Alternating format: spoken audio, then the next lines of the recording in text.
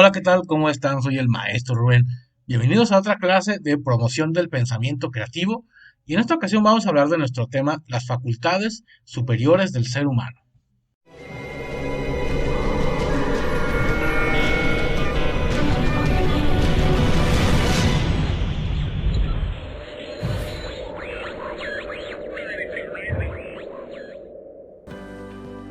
Las facultades superiores del ser humano se dividen en tres: la inteligencia, la voluntad y la conciencia. Vamos a ver un poquito sobre cada una de ellas y sus características.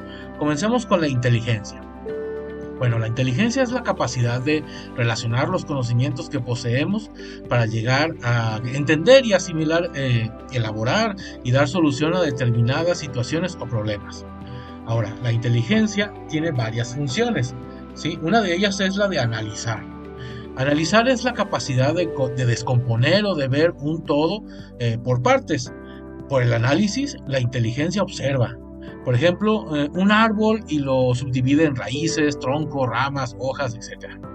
Otra función de la inteligencia es la de relacionar. Relacionar es la acción mental para ver cuál parecido, cuál diferencia, cuál lazo o cuál dependencia tiene una cosa respecto a la otra. La inteligencia relaciona un árbol con el alimento, recordando sus frutos, o relaciona el árbol con la lluvia, teniendo en cuenta cómo necesita agua para vivir. Por último, tenemos la función de la inteligencia, que es la de sintetizar, que es la capacidad de resumir varios elementos en otro más simple. Por la síntesis, la inteligencia puede ver el fondo de los problemas, concentrar su atención en el punto principal, etc. Por ejemplo, la mente necesita buscar una medicina para calmar el dolor y fijándose en todos los síntomas de la enfermedad, pues descubre cuál es el mal que debe atacar. Esto es con respecto a la inteligencia. Ahora vamos con la voluntad. La voluntad es el poder de elección o facultad de decisión con entera libertad de un individuo, encaminada a conseguir unos objetivos, superando cualquier dificultad, tanto física como anímica. La voluntad es la capacidad para tomar decisiones.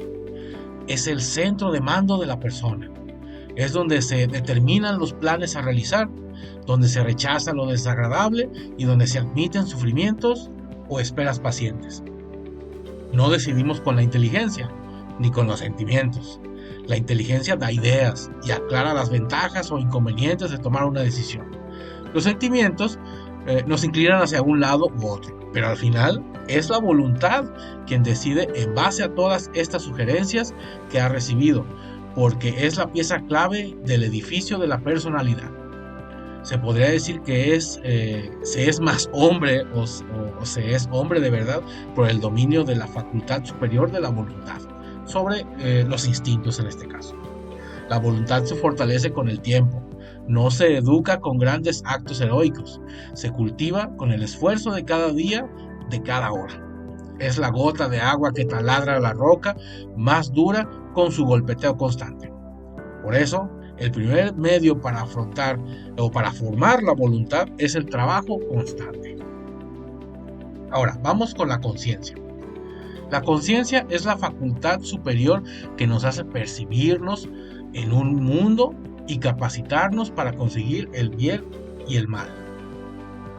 Como conciencia se define el conocimiento de un individuo tiene o que un individuo tiene de sus pensamientos, sus sentimientos y sus actos.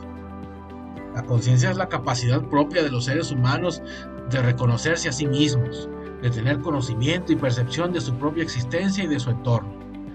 En este sentido, la conciencia está asociada a la actividad mental que implica un dominio por parte del propio individuo sobre sus sentidos. Así, una persona consciente es aquella que tiene conocimiento de lo que ocurre consigo y en su entorno, mientras que la conciencia supone que la persona no sea capaz de percibir lo que le sucede ni lo que pasa a su alrededor. Por otro lado, conciencia también tiene una connotación un tanto en cuanto al sentido del deber, como reflexión sobre la conducta y sobre los propios actos. De ahí que también tenga un carácter ético, pues permite distinguir al individuo entre aquello que está bien y lo que está mal. de modo que a la hora de obrar pueda conducirse de acuerdo con sus valores morales. Ahora, vamos a concluir.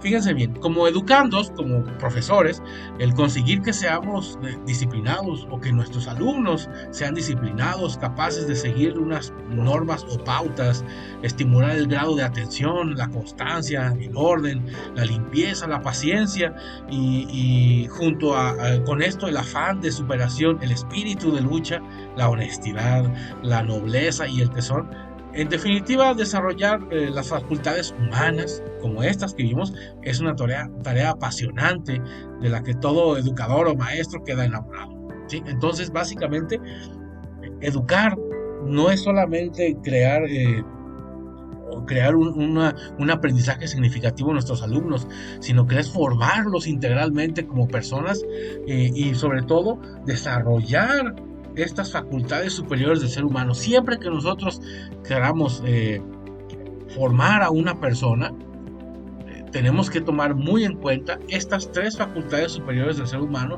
y estimularlas de tal manera que puedan desarrollarse de forma cabal, ¿sí?